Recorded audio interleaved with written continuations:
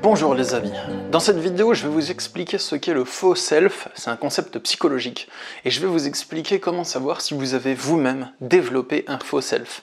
C'est parti, on y va. Je me nomme Stan Carré, j'exerce en tant que sophrologue, coach en développement personnel et écrivain, mais la notion du faux self que je vais vous partager aujourd'hui a été donnée pour la première fois, a été on va dire créée ou mise en lumière par le psychanalyste Donald Woods Winnicott. Pour vous expliquer ce que c'est, je vais vous donner une image. Admettons que dans votre environnement scolaire ou familial, lorsque vous étiez enfant, admettons que votre vraie nature ne soit pas tolérée. À chaque fois que vous vous exprimez de manière spontanée, naturelle, joyeuse, eh bien vous subissez des réprimandes, des reproches, de la froideur, pas de câlins, des insultes. Au bout d'un moment, petit à petit, vous allez développer une sorte de rôle pour obtenir la gentillesse. Ce rôle, c'est-à-dire que vous allez, sans le faire exprès, mais c'est naturellement que l'organisme s'adapte, que vous allez capter à quel moment les adultes, à l'école ou dans la famille, sont gentils avec vous. Et donc vous allez reproduire petit à petit le comportement qu'il faut pour obtenir de la gentillesse, pour avoir de l'attention, pour exister d'une manière positive à leurs yeux. Et ce rôle, avec le temps, à force de l'utiliser, vous allez l'adopter de plus en plus souvent, parce que vous voyez que ça marche. Donc ça marche plus ou moins. Si vous avez des parents violents, colériques, quand vous n'existez pas et que vous vous enfermez à l'intérieur de vous-même, c'est à ce moment-là qu'ils vont être le moins méchants ou le plus sympa avec vous. Et donc vous allez adopter le rôle qu'il faut pour combler les attentes des parents ou du milieu scolaire et d'avoir de la gentillesse. Et plus vous allez utiliser ce comportement, plus ça va devenir naturel et facile de l'utiliser. Et donc, avec le temps, vous allez avoir de plus en plus de mal à faire la distinction entre votre vrai moi et votre spontanéité et votre nature, et entre ce rôle que vous avez l'habitude de jouer, ce masque que vous avez l'habitude de porter. Les schémas neuronaux vont de plus en plus se renforcer, s'ériger, grandir, tous les schémas neuronaux liés à ce masque que vous portez.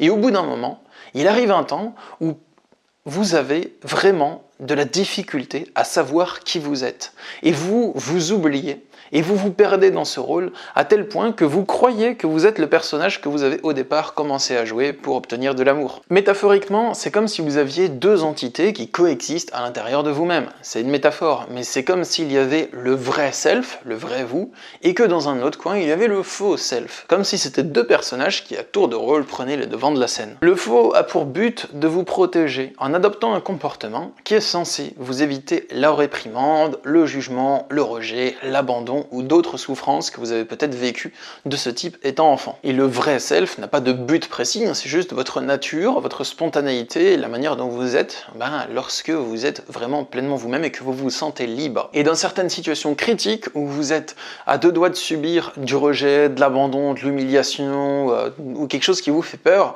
il se peut qu'à ce moment-là, le faux self prenne encore plus de place et que ce soit lui qui se mobilise pour éviter la situation critique. Et le faux self se développe dans de nombreux cas, pas forcément dans le cas où vous manquez d'amour étant petit. C'était juste pour vous citer un exemple. Alors dans ce cas, la question qui se pose, c'est comment savoir si j'ai un faux self? Comment savoir si je suis vraiment naturel, si je suis vraiment authentique, si je suis vraiment moi-même, ou si je suis un personnage qui fait semblant et que j'ai oublié que je le suis? Eh bien les amis, c'est assez complexe et j'ai pas une clé miracle à vous donner pour trouver la réponse. Mais je peux vous donner déjà quelques pistes pour savoir si vous avez un faux self. Dans un premier temps, fiez-vous à votre intuition et à votre ressenti. Est-ce que vous avez l'impression que vous êtes réellement vous-même, que vous êtes réellement sincère, entier, authentique, ou est-ce que vous avez l'impression que vous avez des difficultés à être vraiment authentique, que vous ne connaissez pas votre authenticité, que vous vous en approchez mais que vous ne savez pas vraiment qui vous êtes, qu'est-ce que vous êtes lorsque vous êtes authentique et pleinement vous-même. Si vous avez du mal, que vous sentez qu'il y a une difficulté à vraiment être authentique, il est possible qu'il y ait un faux self. Ce n'est pas sûr, après c'est à vous de creuser. Moi je vous donne simplement des pistes pour vous mettre la puce à l'oreille. De même que si vous avez le sentiment d'être coupé de soi, de ne pas savoir qui vous êtes vraiment, c'est peut-être une piste supplémentaire. Une autre clé, c'est que le chemin de vos émotions vous y mène. C'est-à-dire que vos émotions de souffrance, que ce soit de l'angoisse, culpabilité, colère, tristesse, tout ça, ces émotions, elles vont être là aussi pour vous indiquer, dans de nombreux cas, qu'il y a un faux self.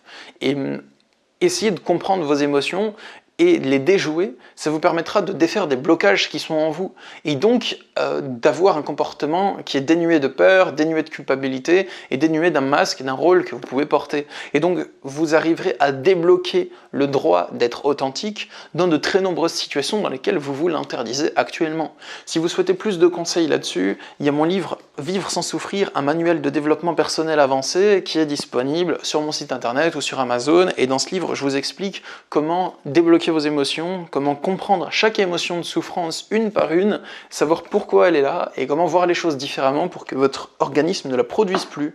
Donc voilà, si ça vous intéresse, il y a le lien dans la description pour checker ça. Et la dernière piste que je souhaitais vous partager, c'est que dans certaines situations, vous arrivez à débloquer le vrai self, l'authenticité de vous-même dans des situations où vous l'étiez toujours interdit jusqu'à présent.